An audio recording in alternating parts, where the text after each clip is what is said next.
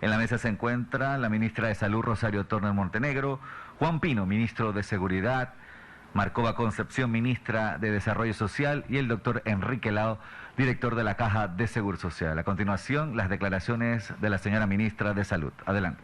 Muy buenas tardes, Panamá. Después de haber escuchado las palabras del señor presidente de la República, que nos llenan de optimismo y de entusiasmo a todos los panameños de seguir adelante, y muy especialmente a los trabajadores sanitarios. El día de hoy, el Ministerio de Salud y el equipo de asesores de control de COVID hemos tenido una reunión en donde participamos con países como España, México, Argentina, liderado por la directora Carissa Tien, que nos permitió compartir las experiencias de estos países.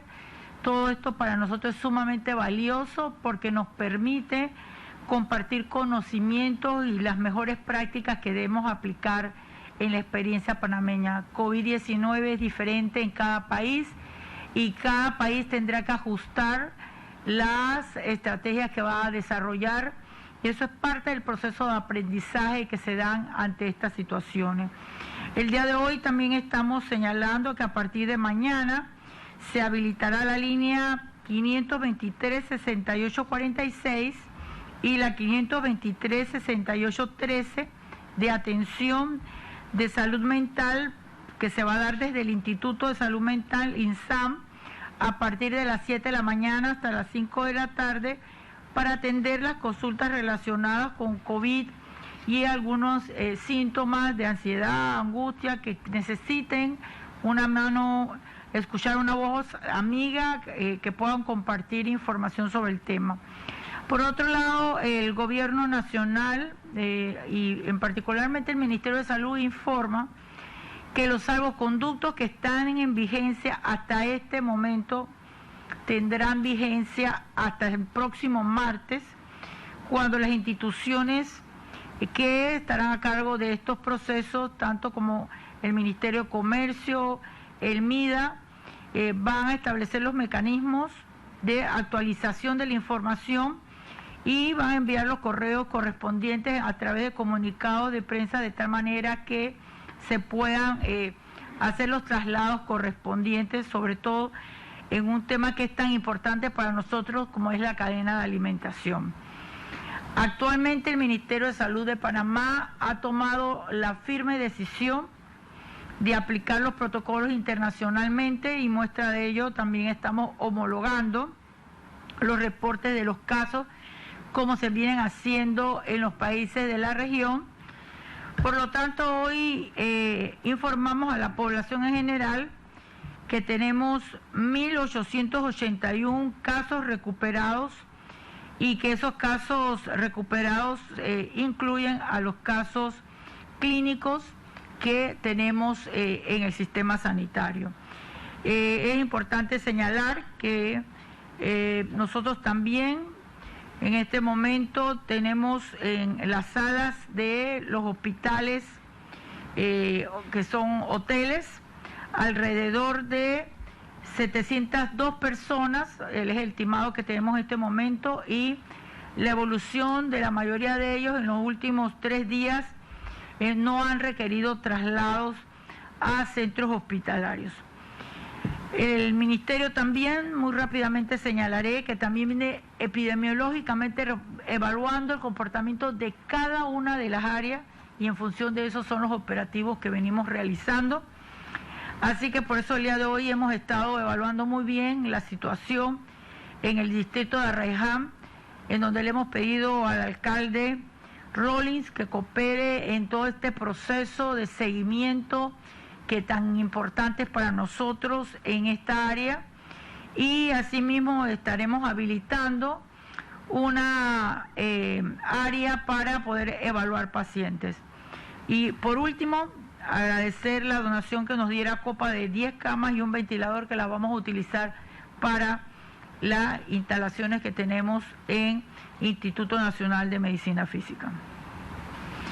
Y para continuar hablando de temas de salud, la doctora Lourdes va a hacer una introducción en relación a los aspectos epidemiológicos antes que se presente la información detallada del comportamiento de las variables que hemos incorporado y que se van a incorporar semanalmente para hacer un análisis mucho más detallado del comportamiento del virus en nuestro territorio nacional.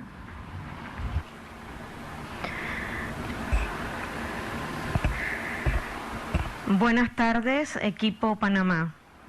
Para el día de hoy, 14 de abril, tenemos que a nivel mundial tenemos cerca de 2 millones de casos confirmados, más de 125.000 fallecidos y una gran esperanza para el mundo, más de 400.000 recuperados. En cuanto a la situación epidemiológica del COVID-19 en Panamá, podemos decir que tenemos un total de pruebas acumuladas de 16.053, de las cuales son nuevas pruebas 486, lo que nos permite tener un total de casos acumulados de 3.574, de los cuales 102 son nuevos casos. Asimismo, como bien decía la señora ministra, en los domicilios y en los hoteles en aislamiento tenemos 3.071 personas, de las cuales 702 pues se encuentran en los hoteles hospital. Tenemos 336 personas hospitalizadas, en sala 230 y 106 en unidades de cuidados intensivos. Tenemos 95 fallecidos para el día de hoy, uno más que el día de ayer. Al mismo tiempo, estamos reportando con la nueva estrategia de la OMS y los demás países que estamos asumiendo, los recuperados tanto epidemiológicamente como los recuperados clínicamente. Epidemiológicamente tenemos 72 casos, de los cuales son nuevos casos recuperados epidemiológicamente 11, y clínicamente tenemos 1.809 casos, de los cuales son nuevos casos recuperados 95. Esto nos hace un total de recuperados de 1.881. En cuanto al número de pruebas realizadas hasta el día de hoy, que es el día 36 del primer caso reportado, tenemos un 76.7% de las pruebas que son negativas, 12.309, y un 23.3% pruebas positivas, incluidas las de segunda y terceras pruebas. Tenemos pruebas per cápita de 3.752, lo que nos hace estar dentro de una comparación de algunos países de Centroamérica o de América Latina y Canadá, en donde Panamá ocupa el tercer lugar en el número de pruebas realizadas para la búsqueda de casos.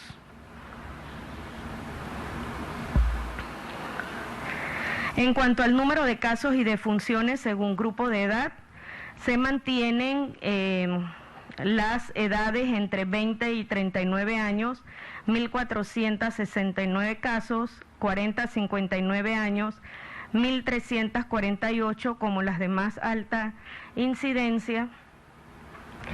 Y en cuanto a las defunciones, siguen siendo los mayores de 60 años a 79 con 52 y los mayores de 80 años 22 defunciones. En cuanto al número de casos por área geográfica, se mantienen Panamá Metro, Panamá Oeste, San Miguelito y Panamá Norte con el mayor número de casos, al igual que Veraguas. Importante ver el repunte que está teniendo Darién, igualmente Panamá Este, Colón. Señora ministra. Sí. Rodrigo Antonio, para ampliar el comportamiento en relación de la replicación del virus. en territorio nacional.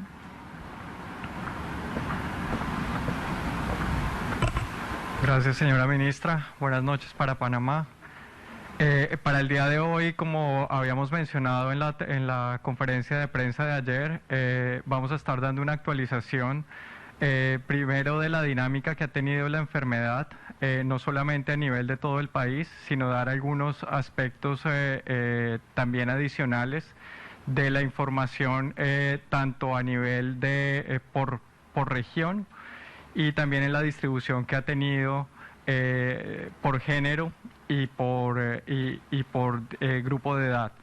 Y al final vamos a estar presentando también, similar a lo que manejamos durante el pasado mes, algunas de las proyecciones que tenemos en los escenarios, que cumplen principalmente con el objetivo de tener algunos indicadores que nos permitirán establecer si estamos cumpliendo con las metas que tenemos para no saturar el sistema de salud, tanto en número de camas hospitalarias como en número de camas de cuidado intensivo, y de forma muy importante para el recurso humano que tenemos en todo el país. En la siguiente lámina podemos observar, la siguiente por favor. Esta es la actualización que tenemos con los datos para hoy. Lo que tenemos está ya, algunos seguramente están familiarizados con lo que venimos presentando. Para el día de ayer les habíamos presentado en la línea que se observa ascendente, son los datos que teníamos hasta el día de ayer, que son 3.472.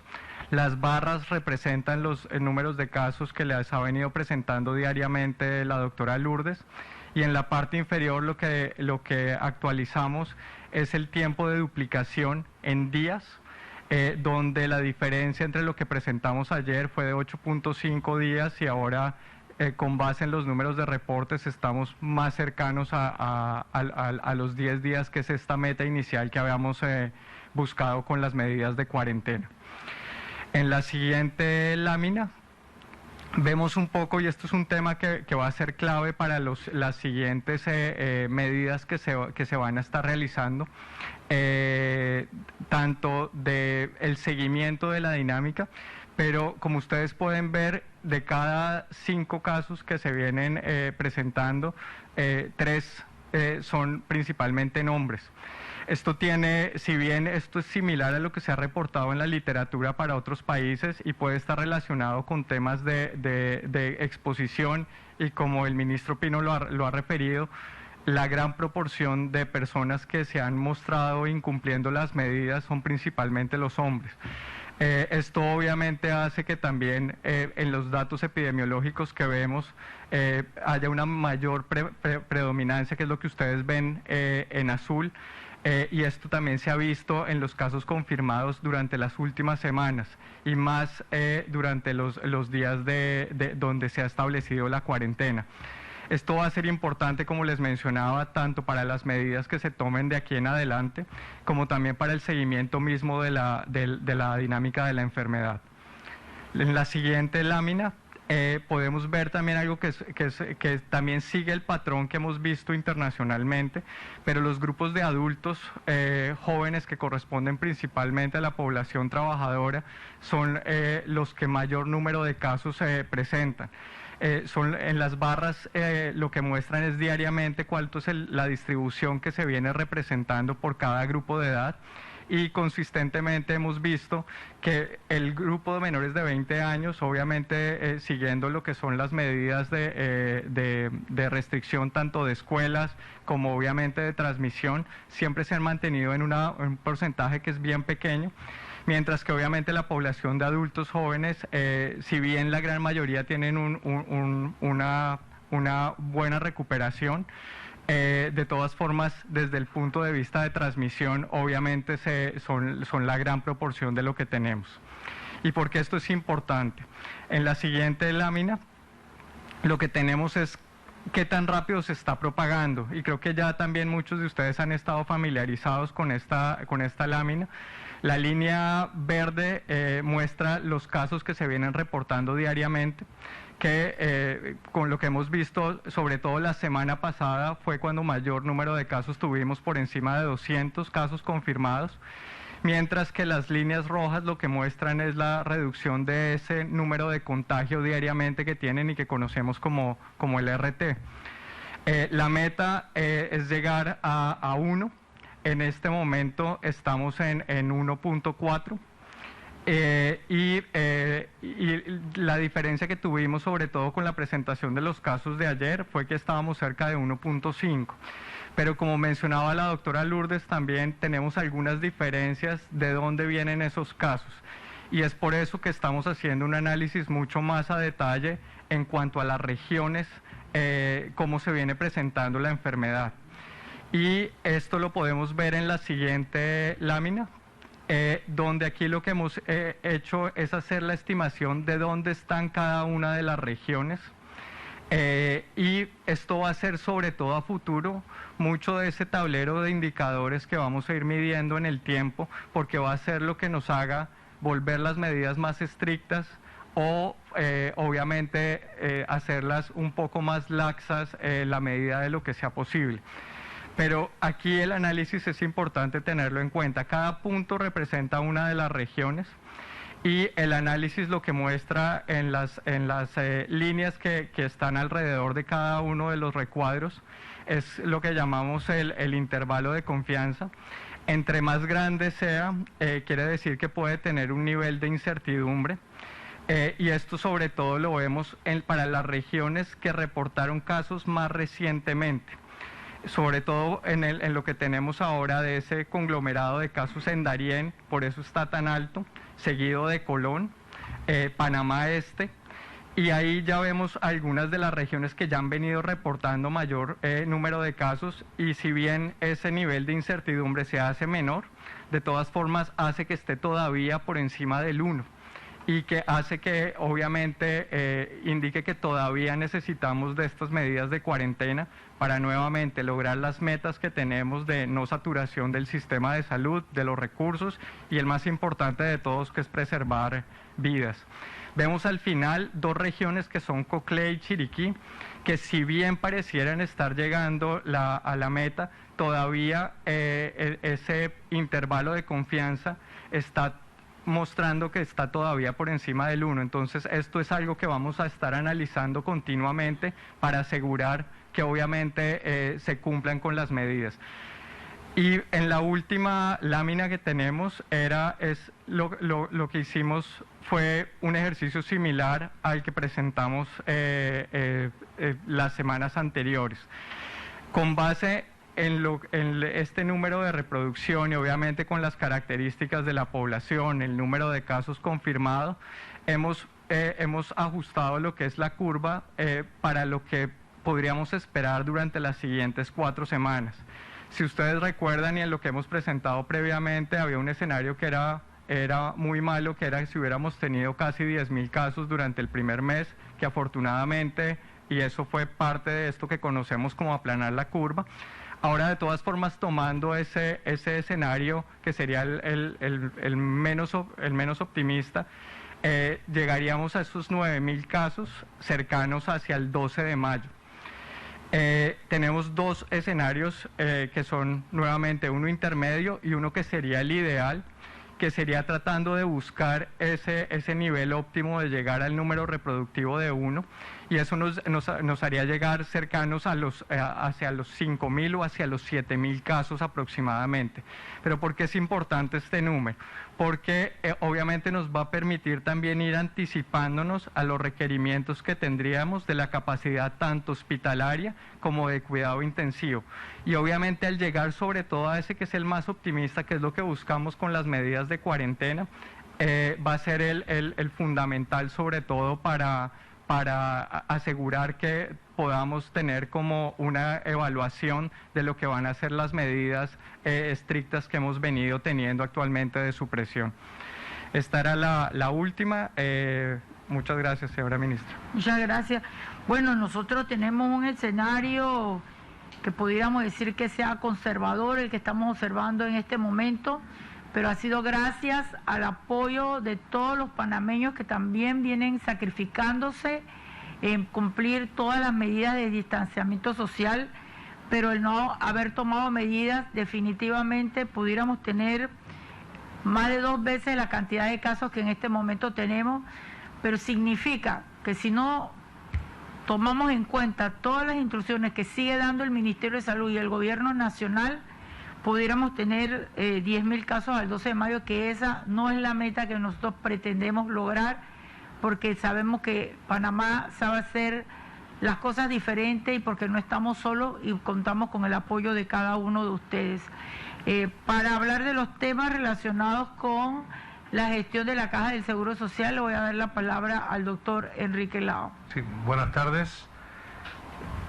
La Caja del Seguro Social, a través de sus 72 unidades ejecutoras, ha estado trabajando ininterrumpidamente en la lucha contra el COVID-19. Y en esta oportunidad queremos darle una aproximación a través del siguiente video a la unidad de cuidados intensivos del hospital, del complejo hospitalario Dr. Arnulfo Arias Madrid, que es el buque insignia de la Caja del Seguro Social. Bueno, creo que la salida de un paciente hacia otra unidad donde ese paciente va en vías de recuperación es lo más gratificante, porque es un paciente pues que ha ganado la batalla, que podemos decir que va a ir a su casa. Creo que es lo más gratificante. Cada paciente que sale de la unidad es un logro para todos, no solamente para uno. Uno a veces hace el papel de mensajero de las noticias, pero en muchas ocasiones el trabajo lo hacen todas las personas que están aquí al fondo, ¿no? Tanto el personal médico como enfermería y demás, que están dando todo lo que tienen para hacerle frente a esta epidemia, y pienso que lo estamos logrando, ¿no? Poco a poco, pequeños pasos, pequeñas ganancias, así vamos a ganar en esta pandemia.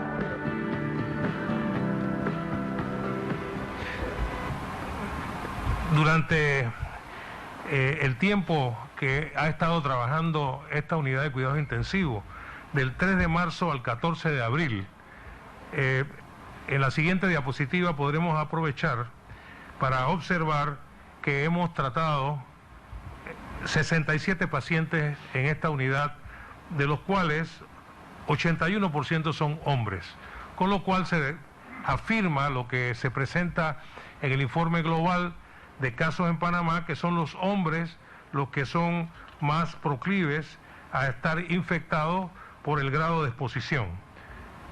Por otro lado, la edad promedio de los pacientes que estuvieron en intensivo fue de 60 años, con un rango de 31 a 87, siendo 50 años la edad que más se estaba repitiendo.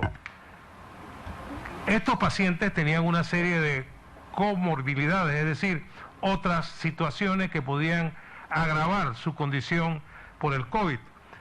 41 de los pacientes eran mayores de 60 años, 16 hipertensos, 7 diabéticos, y los otros tenían insuficiencia renal, enfermedad cardiovascular, epilepsia o cáncer. Estos pacientes que estuvieron un periodo de tiempo variable, 8 han egresado, 6 se encuentran en la sala con un promedio de estancia de 8.5 días y 2 ya están en casa y tuvieron un promedio de estancia de 10.5 en la unidad. Podemos decir que 23 de los 67 pacientes han fallecido y se encontraban entre 42 a 87 años con un promedio de edad de 64 años. De estos pacientes, la mayoría o la edad que más se repetía era 58 años y los días de estancia promedio fueron de 6.43 días. Estos pacientes fallecidos también tenían comorbilidades similares a los del ingreso. 21 de ellos eran mayores de 60 años, 7 hipertensos, 3 diabéticos, 1 con insuficiencia renal y uno inmunosuprimido. Y en esta diapositiva lo que queremos compartir es que a nivel internacional se considera que el 50% de los pacientes que entran a las unidades de cuidados intensivos pueden fallecer. En el caso de la unidad de cuidados intensivos del complejo hospitalario, solamente han fallecido 23, que representa el 34% del total de los pacientes. ¿Y esto a qué se debe? Se debe a que se están haciendo las cosas correctamente, a que el Estado panameño se ha preocupado por dotar a las instalaciones de los elementos de seguridad para los trabajadores, de los ventiladores, de las infraestructuras, de los medicamentos.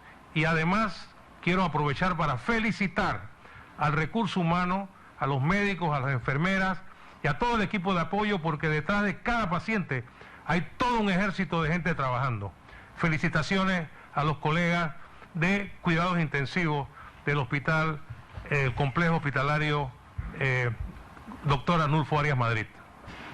La verdad que el trabajo que vienen haciendo los intensivistas es digno de elogiar, pero no puedo dejar la oportunidad de señalar que todos los médicos, enfermeras, laboratoristas, farmacéuticos, todos en el sistema sanitario son importantes y que las acciones intersectoriales nos están permitiendo que en Panamá el 85% de los casos se manejen ambulatorios. Y esto indica que estamos haciendo las cosas de una manera que nos permite evitar que los pacientes lleguen a las unidades de cuidados intensivos, y esa debe ser la meta que debemos tener y es el propósito fundamental. Pero el que llega a intensivo, que tenga esa oportunidad de vida que se le está brindando con el apoyo de cada uno de los profesionales. Asimismo, con esas acciones intersectoriales que tiene el Plan Protégete Panamá, tenemos muchas estrategias desde el punto de vista de seguridad, y por eso me gustaría que el ministro Pino pudiera presentar su informe correspondiente. Gracias, señora ministra. Buenas tardes a todos. Antes de iniciar el reporte diario de las últimas 24 horas, quiero darle mis felicitaciones a todos los hombres y mujeres de esa noble institución, la Policía Nacional, que día y noche velan por la seguridad de todos los ciudadanos de nuestro Panamá. Reciban de parte mía un saludo fraternal y mi agradecimiento de corazón a todos ustedes, a sus familiares por esa entrega y sacrificio. Gracias por la solidaridad y el compromiso. Gracias por hacer patria. Seguimos en la operación sanitaria en todo el país. La Fuerza de Tarea Conjunta realiza un trabajo de seguimiento, vigilancia y control para evitar que el virus se siga propagando. Anuncio con mucho dolor en el alma el fallecimiento de un miembro más de la Fuerza de Tarea Conjunta, el sargento segundo Rubén Magallón, del Cuerpo de Bomberos de Panamá, víctima del coronavirus, con 19 años de servicio continuo a esa noble institución. Le pedimos paz a su alma y resignación a la familia, e igualmente mi dolor a todas aquellas familias panameñas que han perdido también seres queridos víctimas del coronavirus. Quiero exaltar la labor que está haciendo el Servicio Nacional de Frontera. Por ejemplo, ha empleado un equipo especializado de respuesta inmediata que, atendiendo los protocolos de bioseguridad, realiza desinfectación en hospitales e instalaciones destinadas para albergues de pacientes sospechosos y confirmados, ambulancias, puestos de entrada al país, fronteras e instalaciones de la fuerza pública, la flota vehicular y del propio personal que por el trabajo que realizan están expuestos a esta pandemia. En las operaciones de desinfectación también se ha incluido a los puestos temporales de migración de La Peñita, de Laja Blanca en Darién, y a los centros penales de La Joya, Nueva Esperanza, y el centro femenino de Colón, y el centro de menores Basilio Lacas, Tinajitas y el Renacer. Este es un trabajo aparte del que hacemos normalmente y a diario. Como fuerza pública, estamos presentes en las comunidades para garantizar la ley y el orden. Este es un punto primordial panameño. Le menciono porque el día de ayer, en el sector 1 de Santa Marta, San Miguelito, un hombre fue entregado a las autoridades competentes después de una rápida interdicción policial debido a una información de inteligencia que se conoció que delincuentes armados estaban cobrando por el paso a ciudadanos panameños. Estas situaciones no las vamos a permitir. Para eso son las capacidades del Estado, porque no se pueden aprovechar de las circunstancias que estamos viviendo el país para que estos delincuentes hagan de la suya. Igualmente, la noche de ayer, el Servicio Nacional Aeronaval logró un decomiso sustancial, un golpe duro al crimen organizado, de más de 1 tonelada de paquetes de droga, al norte de la comarca de Gunayala y La Tigre. Este es un duro golpe al crimen organizado y deja en evidencia que la Fuerza Pública de Panamá sigue con su misión de evitar que en las aguas jurisdiccionales en nuestro territorio marítimo sea usado por estas organizaciones criminales para el tráfico de la droga. Como parte del equipo de trabajo, también el Servicio Nacional Aeronaval enviará esta madrugada una nave de transporte marítimo, una barcaza donde llevarán más de 6.000 bolsas de comida a la comarca Gunayala y también equipo logístico a Senafrón en Puerto Valdía. También se dispuso de una barcaza en el Pacífico para llevar 30.000 galones de agua para suplir la comunidad de Contadora mientras se logre reparar la planta potabilizadora. Son capacidades que tiene nuestro Estado panameño y la estamos utilizando en pro y en beneficio de los panameños. Como Fuerza de Tarea Conjunta, seguimos vigilantes para garantizar el cumplimiento de las medidas que evitan la propagación del coronavirus en Panamá. No podemos bajar la guardia. Con la ayuda de Dios saldremos adelante. Quédense en casa. Quiero dar parte rápidamente de lo que fue las retenciones en estas últimas 24 horas. En total fueron 670 retenciones a lo largo y ancho de la República, de los cuales sigue marcando Panamá con 141, Panamá Oeste con 110, Colón con 86, Coclé con 75. De las 620, 502 fueron masculinos, 118 femeninos y hay 50 menores de edad. La fuerza pública va a continuar. No hay algo más bonito que el trabajo que estamos haciendo en resguardar la salud pública de todos los panameños. No vamos a descansar hasta que todos los panameños entiendan la importancia de lo que es quedarse en casa. Porque la vida es muy preciosa. Así que quedándonos en casa podemos mejorar este país. Muchas gracias, señora ministra. Gracias. Ministra Marcova, nos gustaría escuchar los avances que tenemos en el programa, el Plan Panamá Solidario. Gracias, ministra. Muy buenas noches. En el día de hoy tenemos a bien compartir los datos del Plan Panamá Solidario según el corte del día de ayer, lunes 13 de abril a las 4 de la tarde.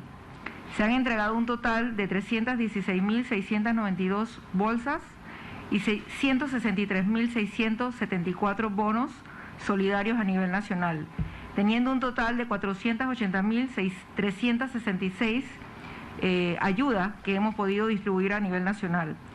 Quiero, y es importante, reiterar y aclarar a la ciudadanía que el proceso de entrega de estos bonos solidarios y de las bolsas de comida está de forma coordinada, siendo apoyada por diversas instituciones, como el MEDUCA, MIBIOT, Ministerio de Desarrollo Social.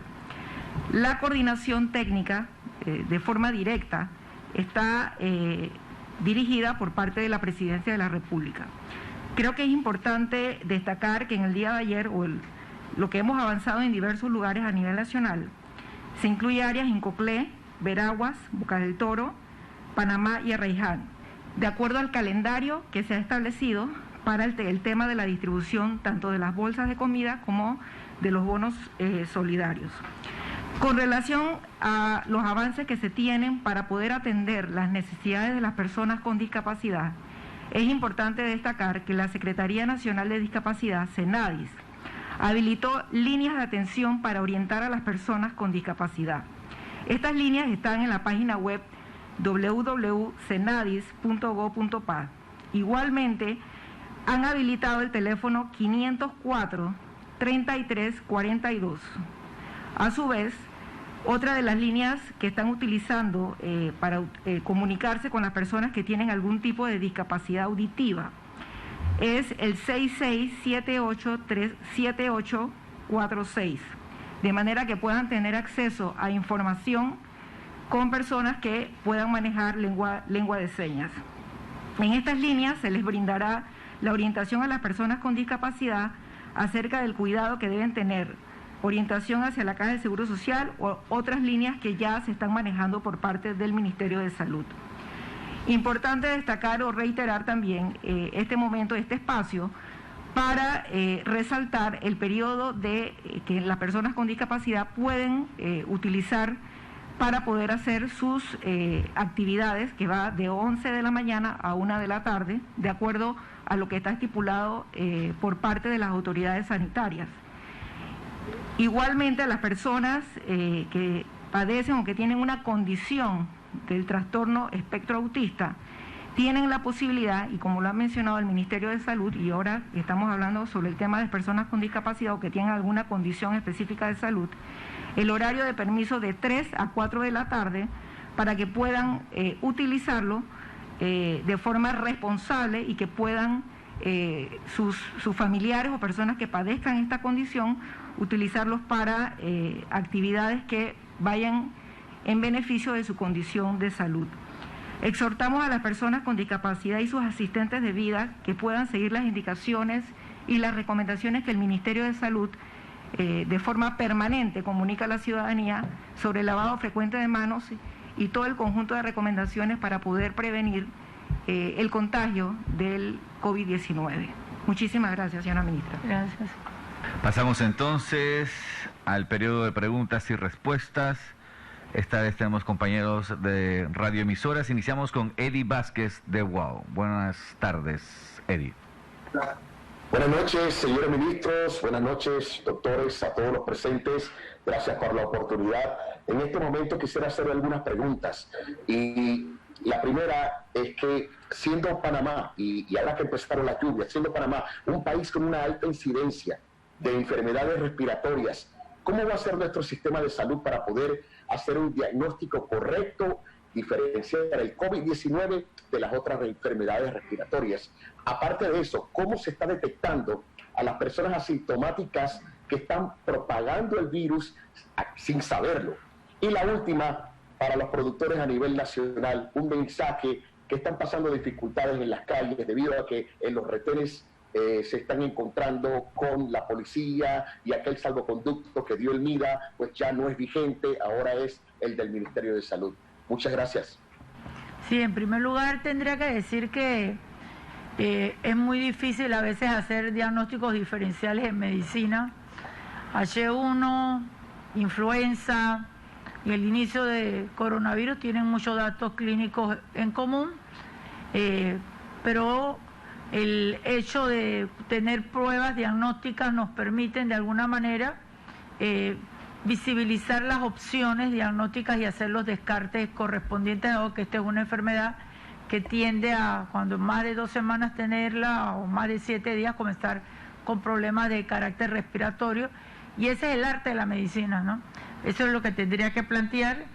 Y por el otro lado, lo que nosotros venimos haciendo es buscar que rápidamente se validen pruebas serológicas para que podamos determinar los casos que se encuentran asintomáticos y poder incluso pasar de este proceso progresivamente posterior de un proceso de cuarentena a un proceso de ir normalizando el país desde el punto de vista de producción social, pero que definitivamente tendrá que pasar por un proceso de gradualidad y de toma de medidas en donde todos los actores, tanto los empresarios como los trabajadores y los trabajadores sanitarios tendremos que dar otra cuota de sacrificio para poderlo hacer gradualmente. Continuamos entonces con Sergio Rivera de Radio Panamá. Buenas noches. Buenas noches. Varias preguntas. Clínicamente hablando, ya podemos decir que la mitad de los casos confirmados de COVID-19 en el país están recuperados. Pero si podrían establecernos cuál es la diferencia entre esos 72 recuperados epidemiológicamente hablando y los 1.809 que ya están recuperados clínicamente, y además cuándo pudiésemos tener cerca de ese 50% de recuperados epidemiológicamente, de acuerdo a las verificaciones y los estudios que hacen los especialistas en salud. Sí, bueno, yo quiero darle la oportunidad a un especialista en infectología. Aquí para eso tenemos equipo y el doctor Xavier puede dar mayores elementos para ampliar la respuesta. Gracias, señora ministra. Primero, felicitar a la policía en su día. Realmente hacen una labor sensacional y hay que apoyarlos en todo lo que están haciendo. Es una magnífica pregunta. Nosotros inicialmente estábamos apegados a un criterio más epidemiológico, más científico, para llamar a las personas recuperadas, y era que después de la mejoría en los síntomas clínicos se le hacían 2 pruebas de PCR para detectar el virus, y si esas 2 pruebas eran negativas, entonces ya se entraba en la lista de los recuperados. Sin embargo, hemos preferido utilizar, como muchos países del mundo, utilizar las pruebas para realmente detectar casos nuevos, aislarlos, ver los contactos, porque son muchas pruebas que se pudieran hacer en una sola persona, y eso evidentemente, pues, al principio, sobre todo en la fase exponencial de la epidemia, queríamos concentrar las pruebas en detectar casos, ¿no? El nuevo criterio es el que están empleando casi todos los países en Latinoamérica y en gran parte del mundo, que es llamar recuperado a una persona que ya superó la fase clínica de la enfermedad, o sea, que ya no tiene síntomas de la enfermedad, y a eso agregarle 14 días después de que empezaron los síntomas. Y eso básicamente nos dice a nosotros que esas personas ya están en esa fase de recuperación no solamente clínica, sino que también deben estar ya aumentando la cantidad de anticuerpos, o sea, que son recuperados y que pudieran ser inmunes. Eso al final lo vamos a determinar haciendo las pruebas serológicas, ¿no? Cuando tengamos las pruebas serológicas vamos todavía a confirmar aún más esa clasificación y estar seguros de que todas estas personas son completamente recuperados. Gracias.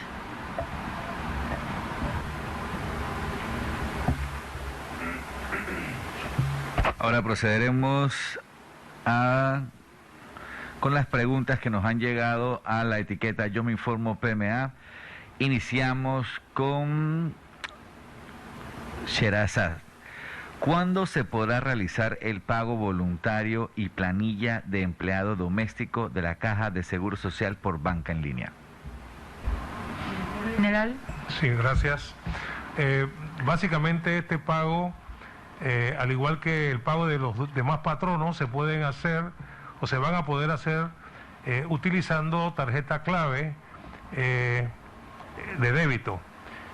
El día de mañana y el jueves estaremos haciendo pruebas para validar el uso de Telered, y de ser positivas estas pruebas, lo más seguro es que la próxima semana, a través de la pasarela de pago de la AIG, ustedes puedan pagar sus seguros voluntarios, y los demás patronos que no lo quieren hacer ni por tarjeta de crédito ni por otro mecanismo, lo podrán hacer por aquí, por clave tarjeta de débito.